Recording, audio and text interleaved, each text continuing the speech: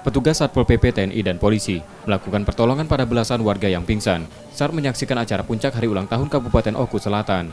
Penonton pingsan mayoritas adalah anak-anak ini, diduga akibat kapasitas lapangan sempit dan tak mampu menumpang penonton yang membludak untuk menyaksikan nonton acara yang mendatangkan artis ibu kota tersebut. Itu harapannya ke depan itu gimana? Semoga lebih baik dari yang tadi, semoga Oku Selatan lebih baik, lebih maju, lebih jaya, dan lokasinya lebih luas. Terus lebih kondisif kayaknya kalau pesta raya aja di pos sudah pasar malamnya biar lebih enak. Warga berharap untuk perayaan ke depan penyelenggara harus memperkirakan lokasi acara agar warga tak berdesakan. Setia Budi, Kompas TV, Ogan Komunik Ulu Selatan, Sumatera Selatan.